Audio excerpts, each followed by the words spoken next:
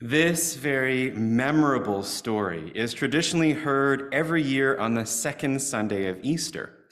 It's as if the lectionary authors, that is, the authors who put the Sunday readings together, knew that it wouldn't be long before we would have our doubts about the resurrection. And so they include this story, a story that dispels doubt and celebrates belief, even if we have not seen the risen Jesus.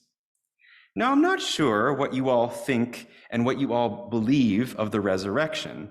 Maybe some of you fully accept and believe the bodily resurrection of Jesus. Maybe some of you believe in it partially. Maybe some not at all. Maybe some of you accept it more symbolically or allegorically. After all, it's 2023. We modern people know better than to take a story literally. I'm not sure. Whatever the case may be, believing in the resurrection is considered to be central for Christians, or as Moravians would describe it, essential. There are certainly people who'd say you're not an authentic Christian unless you believe in the resurrection of Jesus. But having taught Christian beliefs for a long time, I'm actually less concerned with what we say at liturgy and the beliefs we profess than with living it, than with the deep implications of those beliefs. I'm more concerned with how we live our faith than what we profess.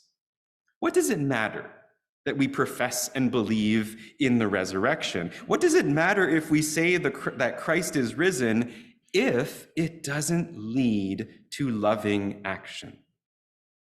We believe so many things, but we know that if that belief doesn't lead to action, then so what? Parents and children, grandchildren and grandparents, spouses all say, "I love you" to each other all the time. But unless it leads to loving action, then the "I love you" seem like empty words. And the same for the resurrection. Last Sunday and every Sunday, we profess in belief in a risen Christ. But what difference does that make if it doesn't lead to loving action? Now, to that, another question comes to mind for me. How do we go from believing in the resurrection to responding in love? I believe it has something to do with empathy. Now, sympathy is understanding the feelings of another. Empathy is sharing the feelings of another. Last week, we reflected on Mary Magdalene, who was by the empty tomb. She was overwhelmed by grief and confusion that she was reduced to tears. And it was in the depth of her emotions that the risen Christ appeared.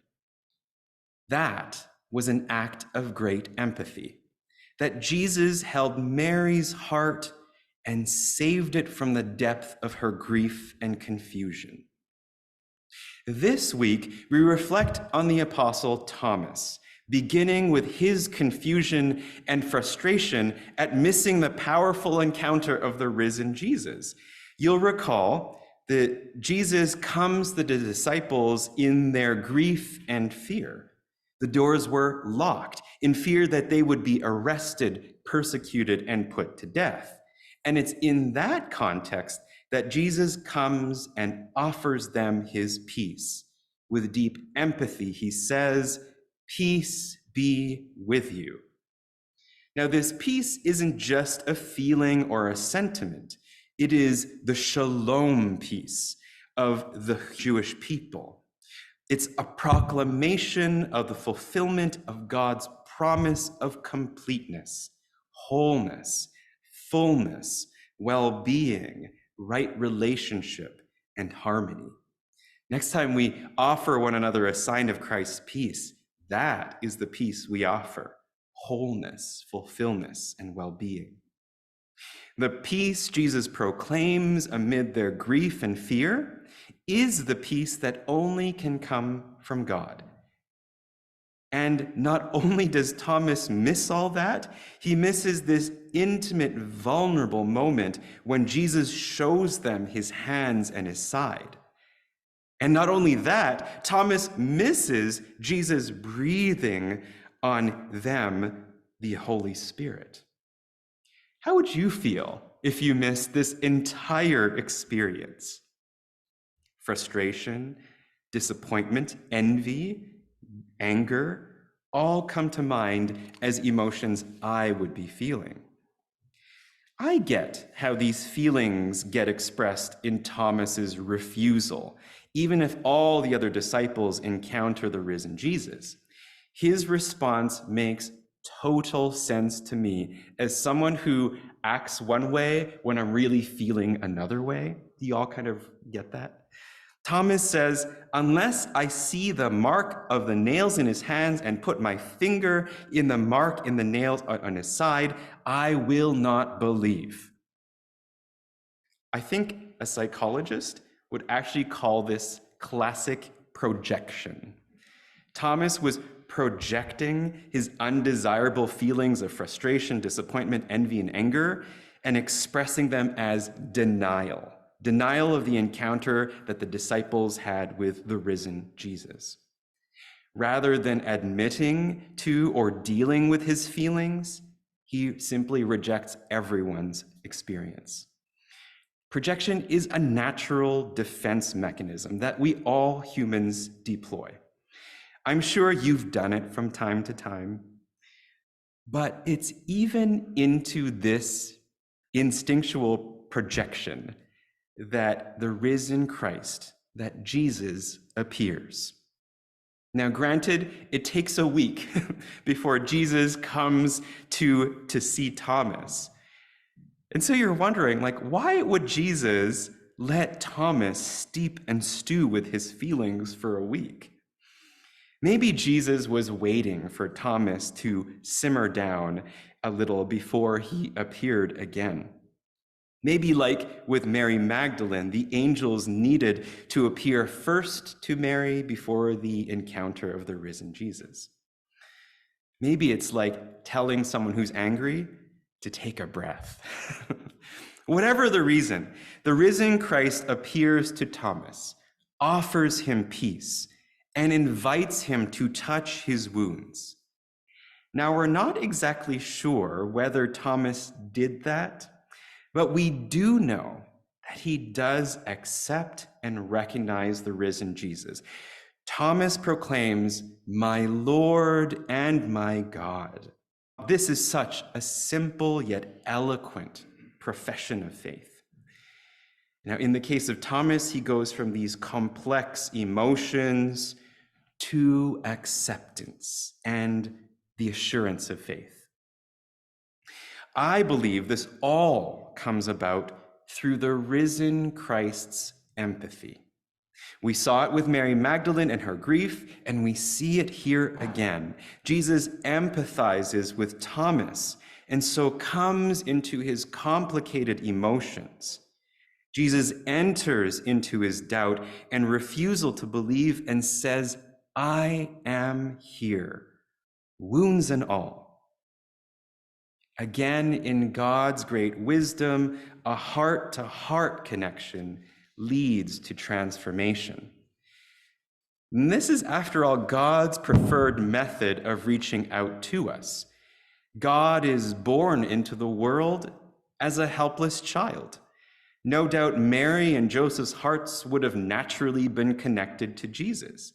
Jesus meets people face to face, touching them, healing them, forgiving them. Jesus listens openly and responds after loving first. Jesus doesn't only do this to the in-group, but he reaches out to outsiders, the Samaritans, the sick, and the marginalized, sinners, tax collectors, criminals, and even those who deny him. Jesus empathizes with them and acts by healing and forgiving them. So, how do we cultivate empathy? I like to turn to Bene Brown, popular psychologist for wisdom on this. The first way we cultivate empathy is through perspective taking. And perspective taking refers to being willing and able to see and feel the world through another person's eyes, walking in their shoes, as the saying goes. This requires putting aside our own stuff and really just listening to what they are going through. You might recall months ago when I did the geography lesson of Israel, I drew your attention to the fact that Jesus, the Word incarnate, the Prince of Peace, the Son of God, grew up in a tiny, tiny little hamlet of Nazareth, population 200 or less.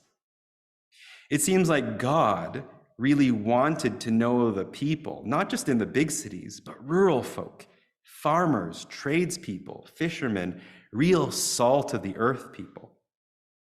You might recall Jesus practiced his trade as a carpenter in a large Roman town of Sepphoris, only 4 miles from Nazareth.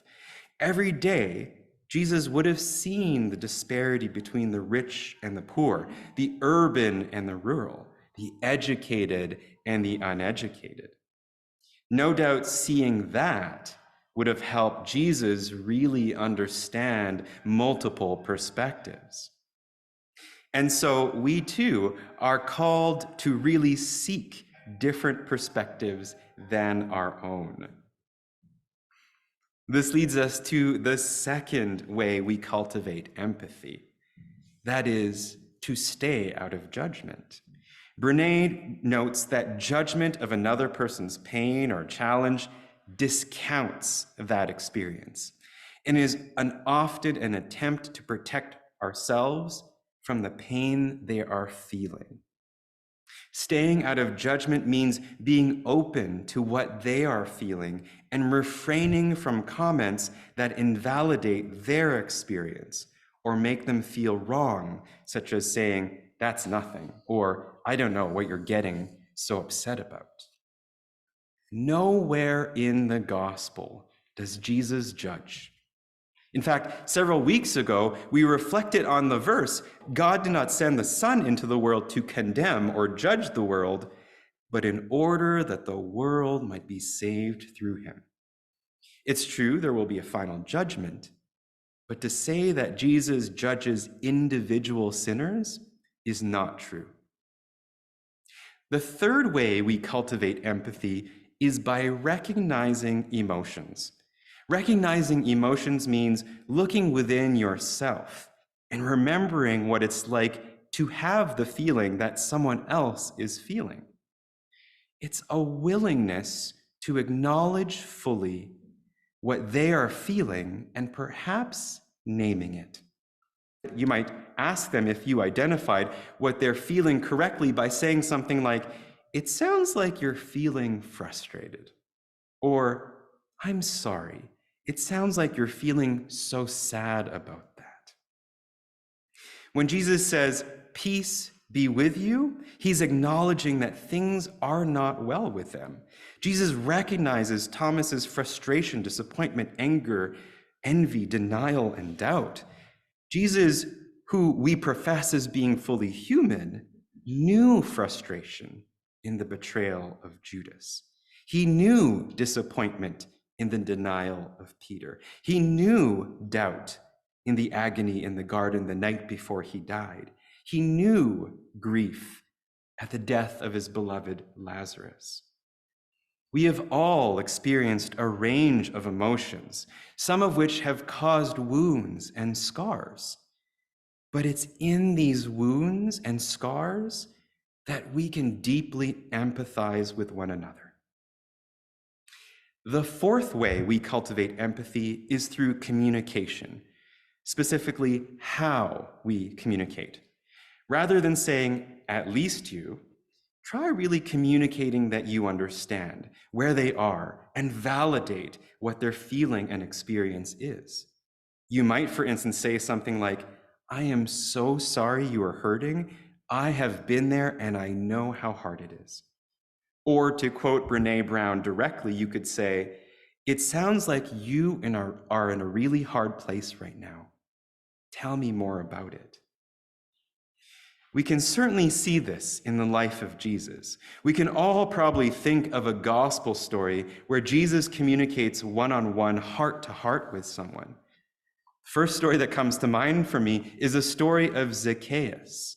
You remember the short guy, the tax collector that Jesus invites himself into his house to? And then a few weeks ago, we heard the story of the Samaritan woman, and then Nicodemus a week before. There are so many examples of Jesus communicating one-on-one, heart-to-heart with. So to recap, there are 4 things we can do to cultivate empathy.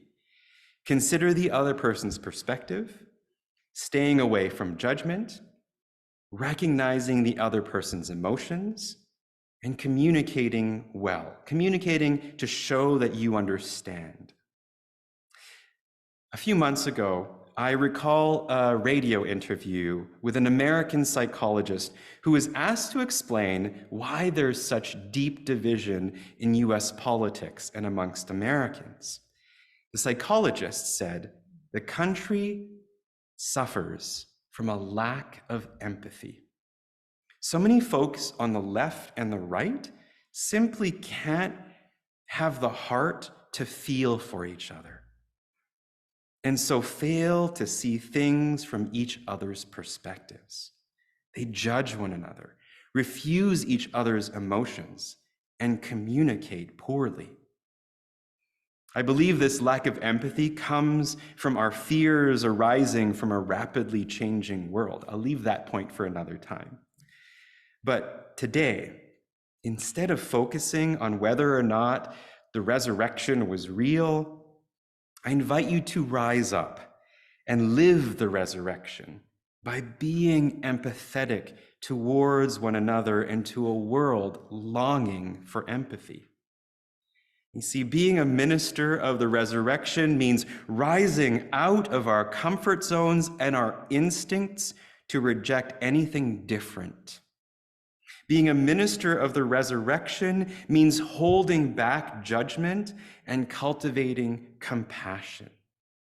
Being a minister of the resurrection means being open to touching each other's wounds and even sharing our wounds with one another.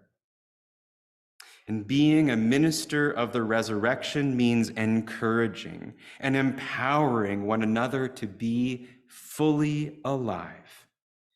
In so doing, the resurrection isn't simply an annual celebration or simply words that we say on a Sunday, but a way of living that others see as being filled with faith, hope, and love.